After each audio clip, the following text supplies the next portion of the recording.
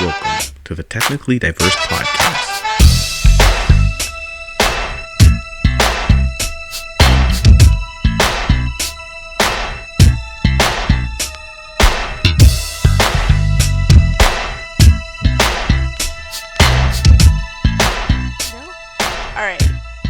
Okay, so guys, we wanted to have you on the show because, obviously NFTs are brand new and there's a lot of people that don't know what's going on. And because you guys are technically, we did some research, you're part of Generation Z. We thought that you'd be subject matter experts to kind of weigh in here. Did you guys know that you're part of Generation Z and that you're called Zoomers, apparently? I've heard that. Yeah, I've heard it as well. Okay, wicked. Zoomers, that's funny. Yeah. I don't know how I feel about that yet. Technically, I'm a millennial, and I was just saying to Ruby, I'm not really comfortable with being called that. I think that's really weird, but teach his own. And I was saying I love it. I don't know what that is. It's what I am. So let's start off. Why don't you guys explain what is an NFT? Just to start there. Yeah, sure. So essentially, NFT stands for non-fungible token, and essentially what kind of differentiates them from just a typical picture or JPEG is that they're verified on the Ethereum blockchain, meaning that each and every single NFT is one of one.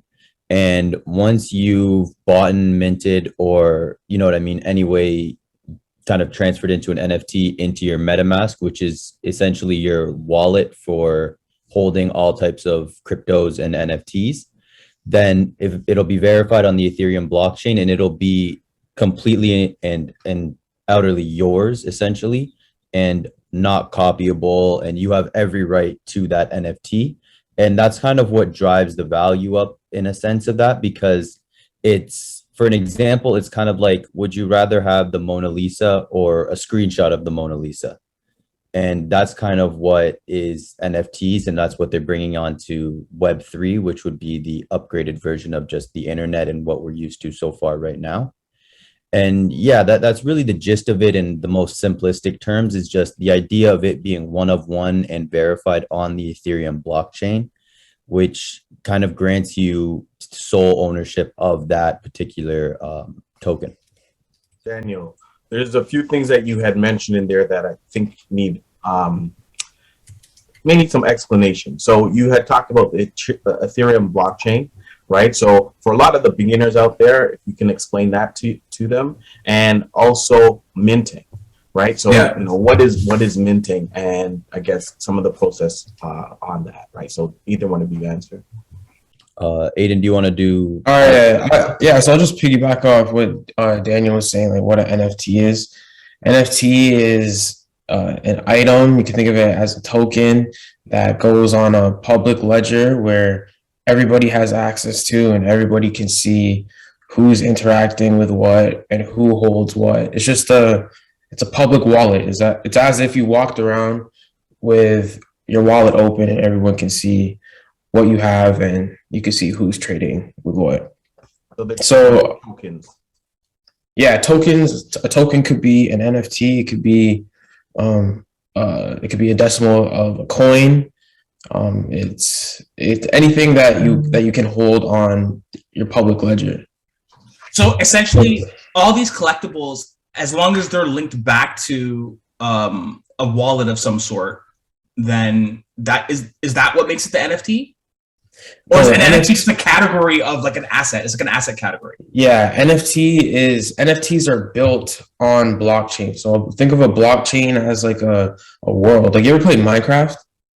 I think, yeah. Have I? I don't think so. Okay, so think of it as just there's nothing there. This is your wallet. There's absolutely nothing there, and you can start putting these things into your wallet.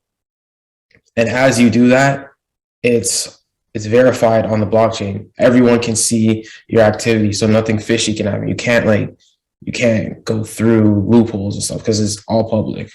So when you're asking more about the minting, that's when people set up contracts that they've written on these blockchains under that blockchain's code, and you can take their assets that they're giving out for the coin that blockchain supports. So like Daniel was talking about Ethereum, and you pay Ethereum to get these NFTs in return when somebody writes a contract for their NFT collection that they make. Does that make sense? Kind of, sort of. I think I'm just struggling with back to what Daniel kind of said, like about the value, right? Because I'm like I saw that Justin Bieber like bought some ape, like I forgot what the name of it's called. Some ape. He paid like $1.3 million for it. I think it's 500 Ethereum coins, right? And I'm just like, cool. Like you made this digital thing that you own, but like I can just right click on it. Like, why is a digitally created item so valuable? Like I don't. That's where I'm struggling to find it, because I'm like, digital goods are so like they're everywhere. Like they're like that's where I'm struggling with it. So like it's no different than a kid who wants to go buy a Fortnite skin, or like when people download Call of Duty maps. Like these are add-ons that give you like virtual, like you can floss in the virtual world. That's really what it is, and it's verified, so everyone can see you own it. I'm happy that you brought that up too, because you mentioned like skins in video games. Because when I thought of this at a high level, I'm like, bro, it just seems like these are like online collectibles from video games that are like out there. Like I'm like, how is holding like an NFT of something different than me having like a skin or something in a video game, or an achievement on one of my video games? Like how is that any different? But what it seems like you're saying is there is no real difference. These ones are just not restricted to a particular video game. They're just out in the open world. Yeah, but with NFTs, the major thing that we're seeing in this bull run right now is the theme of community behind all of these projects. Like these projects, typically what they're doing is amassing a big community. They're putting out a launch date. They make it really hard to get into these communities, and that drives up the price. So that's what's been driving all this demand, and some of them have utility. Daniel can piggyback off that. He knows a bunch of other stuff too. So yeah, so essentially kind of like to your question about what really makes these valuable in a sense is them being one of one. And what you'll see in a collection is, for example, there'll be a collection of 10,000 items, and each item will be put through a randomized generator and given a certain amount of traits in certain senses that differentiate them from each and every other collectible in that collection. So then the one that you own is, again, verified on the Ethereum blockchain and one of one to you. So then what most collections will do is they'll release a rarity ranking for these types of NFTs. So when you mentioned that Justin Bieber bought the Bored Ape, so that Bored Ape Yacht Club is essentially the second biggest blue chip NFT project there is out there. And the reason being behind that is owning a Bored Ape gives you access to a very, very, very exclusive community. And in that community, you can network your way around, and it also gives you access. So the Bored Ape Yacht Club utility is that you'll get a lot of things called whitelists. And whitelist is kind of like getting to go to the front of the line to mint a new project before everybody else does. And that drives the value up to an immense amount, because what you'll find a lot of times is when these projects are during their minting, a point that we haven't mentioned is that whenever you're buying something on, in particular the Ethereum blockchain, there's always going to be a fee that you have to pay called gas. And the gas fee it changes almost every 3 seconds, and it depends on how many users are on the network at a specific time. So when there's a bigger drop, will be something called a gas war, where a lot of people are trying to get these NFTs. So there'll be 10,000 released, but 100,000 people are trying to mint it at the same time. And that drives the gas price up to where at some points in time, like me and Aiden, we went for a drop, I think just a couple days ago, and the gas price was somewhere around $15,000 just to get the NFT in your wallet, right? So what a whitelist will do is you'll be able to mint prior to the public minting, and that gives you access to kind of pick and choose when you want to pay gas and allow you to kind of differentiate and get a cheaper price in, as well as having the opportunity to sell it before anybody else has actually been able to mint. So with Bored Ape Yacht Club, the reason why so many of these celebrities are starting to buy into it and really get into the space is because the identity that you get when you join that community separates you significantly from others within the space. So, for, like example would be the Bored Ape Yacht Club had they actually did have a yacht party as a part of their utility. So owners were given a free round trip to go to a New York yacht party somewhere, and you can really network your way around and meet tons of great people. Like I know Steph Curry owns one, Mark Cuban, a lot of billionaires. you know what I mean? So as more and more projects come out, the markets become a lot more saturated over the time, but those blue chips are still remaining as the highest and most valuable because of the utility behind them that they can offer and the networking that you can receive from it. This sounds exactly like an IPO.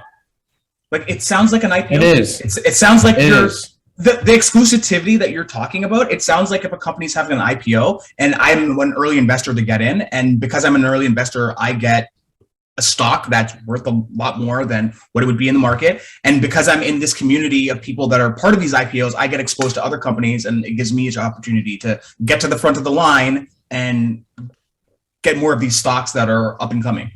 No, definitely. I never thought of it like that, but that's actually exactly what it is. Yeah. I mean, I've seen, I saw Bored Ape Yacht Club had a valuation. I think it was at like $4 billion. And they've even done a lot of licensing agreements with the individual owners of these apes, and they're making royalties off of just licensing out their apes for different brands to use.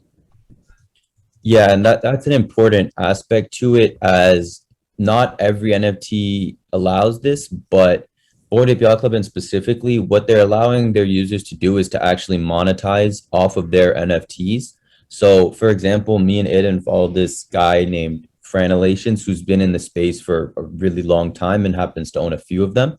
He and this other artist created a line of skateboards and all types of merch and stuff like that with just their apes that they were able to sell and monetize off of.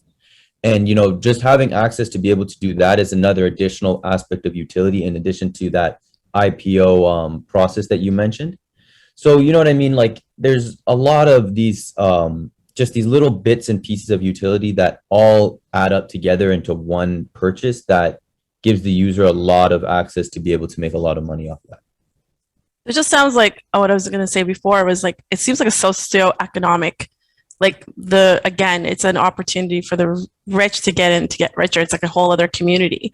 So to be a part of such a community, I imagine now you're going to have billionaire status. Like, you know, who gets those first IPOs is people with a lot of money or know when to invest. So I'm just curious around the type of individuals that get to know about these communities. Is it only people that are in the know, or, you know, can the common man get in and be like, hey, I want to be a part of this community? Anybody can be in these communities. I've been in some of these voice chats. I'm hearing 12-year-olds, 13-year-olds who've made collections, who are actively trading in these communities. And really it comes down to just the research. Like you really got to do 40, 50, 60 hours of research before you purchase your first NFT. Like that's what Gary Vee says. And it's really true. Like Daniel and I, back in August, before all this stuff really started becoming mainstream, we did our research. We spent like a month just researching, trying to understand the space, understanding how projects move, what are the blue chips, and until it felt right, then we bought our first project. And you know, that's how you jump off the porch. You just gotta buy your first project and throw yourself into the community. And you guys mentioned, like, you've used the term minting. So what is minting? Dan, you want to take that? Yeah, I can answer that. So there's minting and then there's secondary sales. So OpenSea is where the secondary sales take place. That's basically where you can find any collection and you can kind of search through and purchase from any type of collection that's verified on the Ethereum blockchain. But prior to that will be the minting process, where the developers of the NFT collection themselves will make their own website, and they'll create their own address on, or they'll create their own contract, as Ayden said earlier, with the Ethereum blockchain that users can go to and connect their MetaMask to, and then do what is called minting. But it's really just buying the public sale of the NFT, which will then be resold on OpenSea later on in the process. So I've got something quickly. Yeah, we have a local artist on our team. So Ruby is an artist.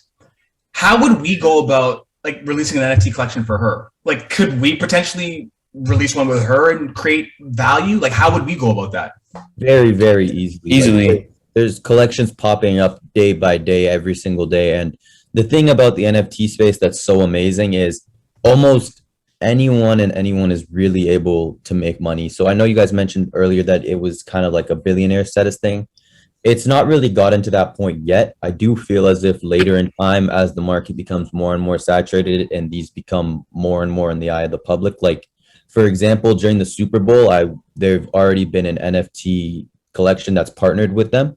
And you know what I mean? Once the eyes start to come to the NFT space, more and more people will get into it. And then you'll see a lot more money getting pumped into it. But as of right now, almost anybody and anyone can create their own collection.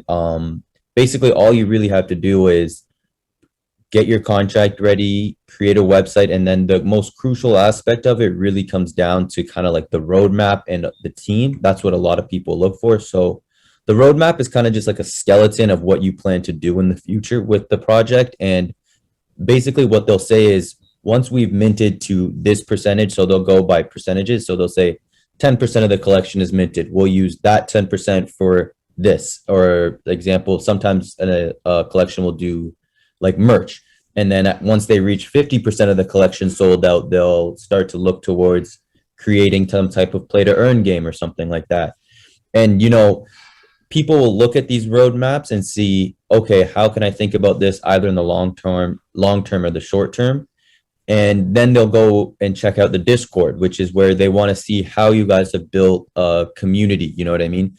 So for example, the project that me and Ayden were minting, where I said the gas fees went up to about $15,000, they had a great community going. Everything was going fantastic. They had about, I don't know, give or take 60,000 people in the Discord constantly talking to one another, and the positivity was going great.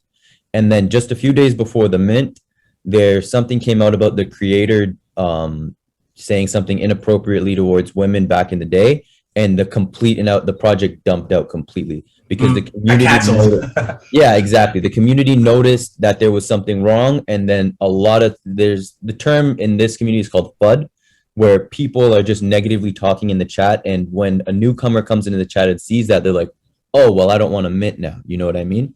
Yeah. So it's like building a brand, honestly, in that sense. And so Daniel, I'm gonna take you back because I wanted to dumb it down for myself. So going back to me, like I'm painting something, I usually record me painting, and then I take a picture of it and I post it. So is the NFT the recording of it, the taking the picture of it, or also they saying this is my original canvas that I can sell? Yeah, that's a really good question. What is the actual NFT? Is it the physical painting, or? I could answer that. Yeah, Ayden definitely could touch on that. I mean, so OpenSea is like the eBay of the NFT world on the Ethereum blockchain. So first of all, there's different blockchains where the protocols are different. It's different code, but the main one right now where a lot of the money is the Ethereum blockchain. And the main marketplace on there is called OpenSea. And on OpenSea, it's as simple as taking a picture and uploading it, setting your title, description, and your price. And you can upload your NFT. It's the picture. It becomes the digital version of whatever you've created. It could be a picture, it could be a video, it could be a GIF, you could digitize it, it could be any sort. Okay. So it's like the original, whatever I upload, but it's the first one to do it. Yeah, and some people are just on there because they want to buy art. Like some of the projects that are selling don't have a community or any real roadmap behind them. Some people are just art collectors and they want to buy some nice digital art, and they'll go on OpenSea and do that. And you guys mentioned Gary Vee. Like my brother went to see a show in like New Zealand or Australia. Like my brother lives in New Zealand, and that's when I first heard about Gary Vee. This was a couple of years ago. So I see his like content here and there, but he's really picking up around the NFT conversation. So, and you guys mentioned him, and so how do you guys like? What do you learn from him? Like, who is he? So Right. Gary Vee, he's kind of like, to be honest with you, he's a big influencer in the NFT space. He's one of the early adopters, and actually, when Aiden first came to me to tell me about NFTs, the first thing he told me to do was go and watch Gary Vee's videos, because Gary Vee was uploading videos on NFTs before anyone really even knew about them. He definitely knew it was the future, and he actually has his own collection called V Friends, where it's literally just his doodles from when he was a child, and he just uploads them. And right now, they're averaging a price of around $50,000 per collectible, and it's Yeah. all genuinely because Gary's done everything he can to build a solid community around V Friends. If you go in the Discord, people will be like, if someone lists for a lower price, it'll And sorry, immediately. Daniel. Can you also tell what's the Discord as well? So Discord's just kind of like a I guess you can call it like a type of social media It's a app. chat app. Yeah, it's a chat app. Yeah, it's, Yeah. it's, a, it's like a WhatsApp. It's really popular online too for like playing video games. That's how it Gamers, started. yeah. Yeah, exactly. But essentially with Discord, you can create a significant like amount of channels and stuff like that, and kind of organize it in a way where he'll have like a general chat for anyone to talk into. And then if you, like for example, Board Ape Yacht Club, if you join their Discord, then you'll maybe have access to the general chat, but then they'll say, click this link, and I think it's called collab join, where you can verify your assets on the Ethereum to the Discord, and it'll go through your MetaMask and see, oh, you're a Bored Ape Yacht Club holder, and then the Bored Ape Yacht Club channel will open up that non-holder can't see. So it's kind of like helping communities do that exclusivity and also organize the way they want to present the information and have the chats talking about certain topics. So you might have a Discord where they have a general chat, a chat that's specifically for the floor price, and the floor price is the lowest available NFT in that collection and how much it costs. And that's usually a big factor in NFTs, is the overall floor price. So once the floor price goes down, sometimes you'll see people panic and they'll also list at the floor price. Or if the floor price starts to move up and up and up, then you know what I mean? People are like, oh, okay, this project as a whole is starting to create a lot of value. Maybe I want to buy in now. And it all kind of goes back to the Discord, where you can navigate through these communities and kind of just feel out what type of NFT you're getting into. I have two questions. So I'm on OpenSea right now, and I'm seeing some of these NFTs. They're only like $500. Like I'm looking at Bored Ape Yacht Club. I just put in maximum $500, and some have popped up. There's definitely a lot of fake ones. Like the blue chips will be verified. Like you'll see a blue check mark beside them, but Right beside it, like, right? as I was saying, like a lot of these people that are posting art, I could take a picture of my screen right now and post it as an NFT. Someone might buy it, but someone probably won't buy it. But I mean, when you see nice art on there, people won't pay attention and they might buy it. Do you guys have your own Discord? Yeah. Daniel has an NFT Discord, yeah. So yeah, I set up my own Discord kind of just so I can get as many friends in it as possible, where we can do something called shilling. And shilling is just kind of basically, the term is just to describe sharing information, where we can all kind of send in Discords of other projects, kind of talk about, you know, which ones have value. Maybe one looks promising to someone, they send it into the Discord. And then I also have it just so that, you know, you can post your successes. For example, if you bought it at this price and then sold it at a higher price, you can post it in there to kind of show the proof behind, you know, what the research that you've done and how it, you know, they pay dividends towards you. But I don't actually have a Discord for an NFT project itself, but me and Aiden have definitely been thinking about starting our own project. And Aiden, I saw you online speaking with Gary Vee. What was that? So I mean, Gary Vee has like these online sessions where he offers people advice in the NFT space, and really all it was is we were just talking. I asked him a couple questions. There's a lot of people in it. A lot of people messaged me after. I mean, it was cool talking to him. He gave me some cool tips at the start when I really didn't know what I was doing with this NFT stuff. So that was cool. Cool. What else?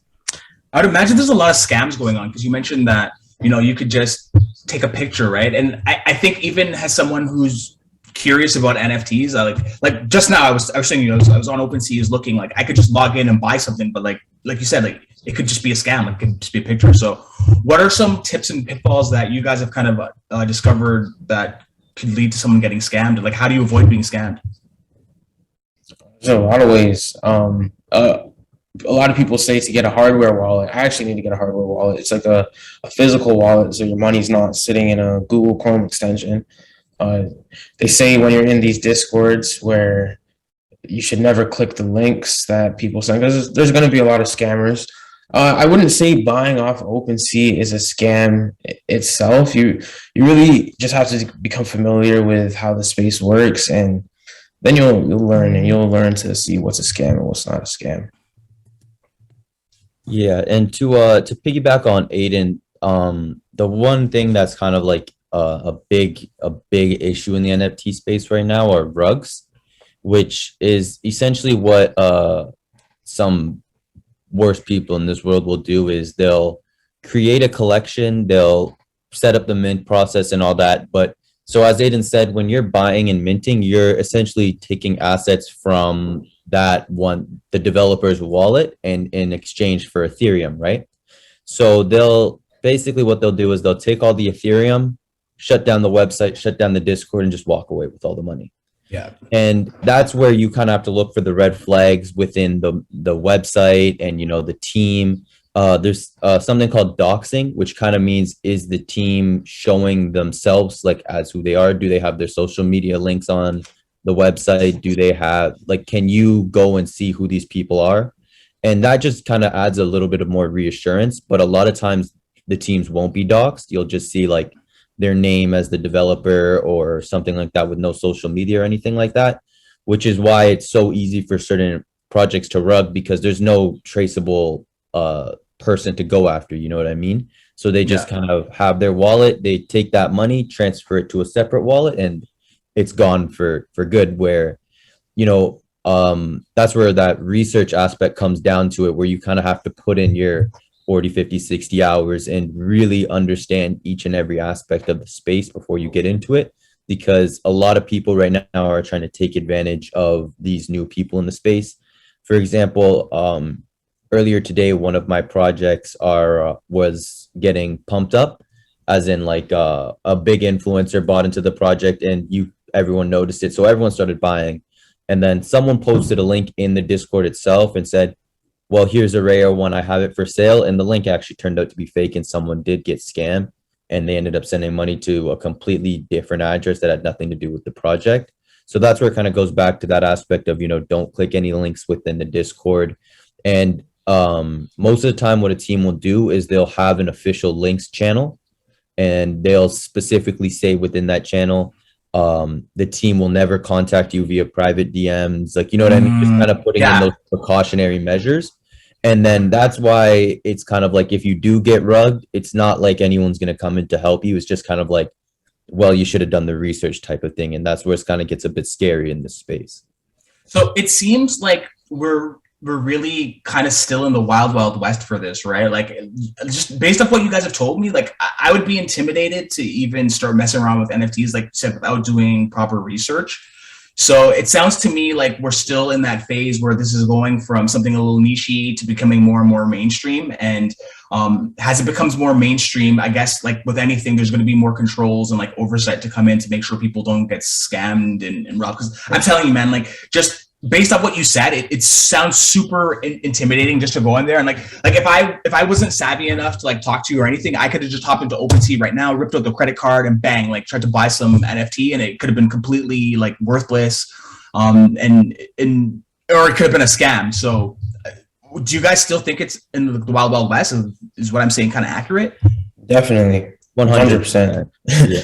I mean, there's there's just so much uncertainty. And one the thesis that I have for maybe the next year or two is we are going to see a lot of projects go to zero. Like a lot of expensive projects that are expensive right now are going to be $0 in the next 24 months, because there's a lot of impending, looming economic things that we don't know is how it's going to affect the market. And it's due for correction. It's due for a large correction. Everything can't just keep going up forever. So Exactly. definitely going to see who really is going to stick to their roadmap a year, 2 years from now, and if they're going to have that same utility. How does it get regulated? On the roadmaps that you see, do you see them? And this is what I'm thinking. I'm thinking about the metaverse and when people buying the digital real estate, right? So you put something up on that digital real estate, and I'm going to buy art. That art is going to be an NFT that I put in my digital real estate. Do you see it doing something like that or anything like that? It's actually already gotten to that point in a lot of senses where a lot of times, like right now, you'll have like an art gallery within the metaverse on like Sandbox or Decentraland. Those are the two kind of big metaverse platforms right now, where a lot of companies and projects are buying land on those metaverses to allow their users to access it and kind of present their own art and things like that. For example, I know Nike bought a large plot of land in the metaverse, and they just partnered with a different project, and they're starting to release these things called Nike pods or space pods, where you kind of get your own like little cubicle like in the metaverse, where you can show off and design it however you want and put in your own NFT assets and present them to the world, and kind of like Your own art gallery? yeah, exactly like that. And it's linked heavily to that social media aspect, but just in the Web3 platform, where you'll be able, because if you were to log into Decentraland, they'd ask you to make like a little avatar or something like that, and then that avatar can go and kind of venture around and look around in certain spots. And it's definitely going to get more and more intense in a sense, where the big name companies are going to start to do a lot of big name things. For example, like I just said, with Nike making those cubicles, that was like a huge move, as that project before Nike got involved with it was only worth, give or take, $2,000, $3,000, and then Nike got involved with them, the space cubicles, and then now it's up to like $15,000 to $20,000 per cubicle type of thing. And so, yeah, that was my question around like who's regulating this and how is it all controlled and who's kind of setting the bar? Because it sounds like as big names come in, it's just increasing that value. But at what point, or is somebody going to come in and regulate and be like, "There's caps here"? That's what it is. That's the whole thing. It's decentralized. Like the whole platform, the whole blockchain is decentralized. We're moving away from corporations owning everything more to us owning more things.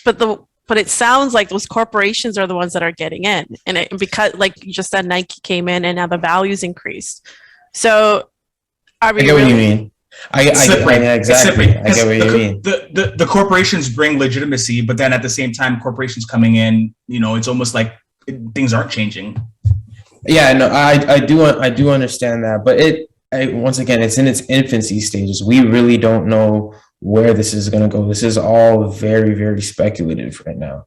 And just on top of that, because everything is turning into Web3, and that's owning your digital assets rather than viewing digital assets. So while there will be centralization in certain parts of the blockchain, the metaverse, whatever you want to call it, there will be parts where you really do own your assets and you'll stay in those communities and those projects. So I want to ask straight up, like, what do you guys like think about like this metaverse stuff? Because like I've heard, different things, putting on VR headsets and like using the internet through a VR headset. To me, it seems kind of silly because I think the metaverse already exists. I can turn on my PlayStation and go into the metaverse. I've got collectibles on Grand Theft Auto. I've got cars and properties. I don't really see myself using the internet that way. Would you use the internet that way? Like, what are your thoughts on that? I don't know. Daniel, what do you think? Well, I actually have one of those VR headsets, and it's hard. It's actually really hard to explain, but to put it into words, it's as if you're literally stepping into a completely different world once you have that headset on. You have no idea what's going on around you. They've completely it's when I put it on, it's as if I'm in a completely different house almost type of thing. And I think we're going to slowly move towards that. I have a friend whose dad is kind of a big investor into the metaverse. And he was kind of explaining it to me in the sense of a business aspect where a lot of businesses are starting to buy their plots of land to actually sell things through that. So for example, Foot Locker or something like that could buy the plot of land that they actually have near Square One or something like that. And then you'll be able to put on your headset instead of actually having to drive to the store. You just go to the store within your headset and get it you make your purchase and it gets delivered to you type of thing. Is that purchase a physical good or a digital good? That they've now made it what he was saying is that right now it'll be a digital good, but it'll get to a point where you'll be able to purchase the physical good, but you'll be at home. You know what I mean? But so you'll get the experience of going to the mall, but not having to actually leave. Exactly. And then you get the experience of being able to see things, but then what you don't get is the touch. I think it's just early. Yeah. I think it's just very early. Yeah, it's really early. Another example. Oh, sorry to interrupt you there. No, I was just gonna say, it's really early, and I guess that's why a lot of this stuff kind of sounds dubious. Because even that explanation, I'm like, yeah, but I want to drive to the mall. I want to drive in my car to the mall. I want to. Yeah, but Jordan, I equate it back to when e-commerce first kind of launched. People were like, "Why would I buy anything online? I want to go to the store." E-commerce, and especially in the pandemic, it's really taken off in a lot of companies that weren't, digitally capable of selling their goods online had to adapt. So this is just, to me, a natural progression to the next phase because a lot of people are now very comfortable not leaving their house and very comfortable buying things online. All right, I still want to go to the mall, but I really don't want to drive there. Put on the virtual headset. I get that experience. You're really creating experiences of what you've experienced before in real life and being able to do that. I don't know. I feel like this is the natural progression from everything we've kind of been evolving from. I don't think we're gonna go fully into full headsets to go do everyday tasks that we've always done. It'll get to a point where Apple is gonna release a contact lens or a pair of glasses that you put on. You say, "Hey Siri," and if you need toilet paper, you just order your toilet paper like that. But I don't think we're gonna be walking around with VR headsets on to go get our tasks done. What I mean? But what I mean is you're able to create that simulation for yourself. You're able to create that experience for yourself, right?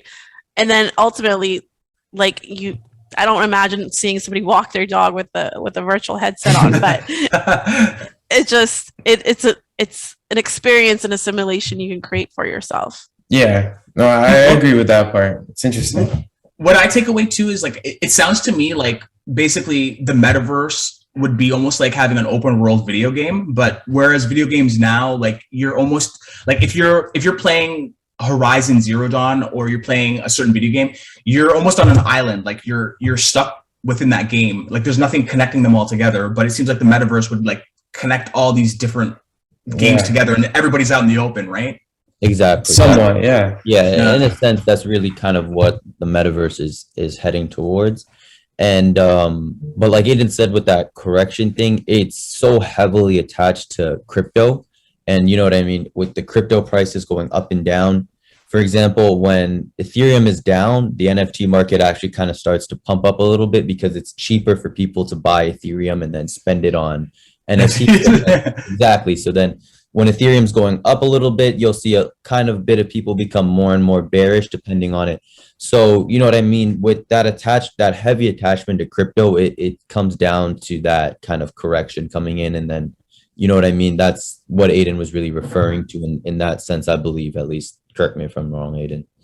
Oh yeah, that makes sense. And even Jordan, what you were saying with it being like games or like multiple islands and they're all connected, there are projects now like of coins that you can buy who are looking to do that, make interoperability between all these different chains, and so that you can build Ethereum projects on a Bitcoin network, or Avalanche, an Avalanche game on a Ethereum network. So people are trying to find a way that we can make projects operate each other. Like it doesn't have to be just VR, but like protocols and staking, and it's just there's a whole different world that people haven't even seen with this decentralized finance, and We haven't that even stuff. touched the tip It of gets like, deep. Yeah, It gets yeah. deep. Yeah. We're gonna have to bring you guys back, but like on the real, like it's just cool to see that you guys are really into this stuff and that you've done so much research and like you're so knowledgeable. Like not to like sun you or anything like that, but it's great to see, man. Like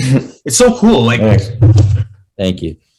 but I gotta ask. So yo, Daniel, I heard like you're better than Ayden at basketball. Is that true? Oh, I am for sure. Yeah, right. It's been like that. Me and Ayden have been playing one-on-one against each other since we were little, but it's yeah, I'm the better one. Well, I have to run it. Yeah, for sure. Yeah. We'll get back at it. Oh man, I don't have anything else, Mike. I don't know about you, Ruby. I'm good, man. This was fantastic. I guess more than I bargained. That was good. Hey, I appreciate you guys taking the time out on a Saturday. That's nice. Thank you very much. Yeah, Thank you for the opportunity. All right. thanks guys. Awesome, boys. Thank you so All right, much, guys. Have a great day. Here. This has been the Technically Diverse podcast. Remember to hit subscribe on whichever app you prefer to get your podcast. You can also connect with us on various social platforms. On Twitter, you can follow us at TechnicallyD. On Instagram, you can follow us at Technically Diverse. Or if you prefer to watch, subscribe to our YouTube channel that shares the same name, Technically Diverse. We also love getting feedback and ideas, so if there's anything you'd like to see, you can send us an email to technicallydiverse@gmail.com.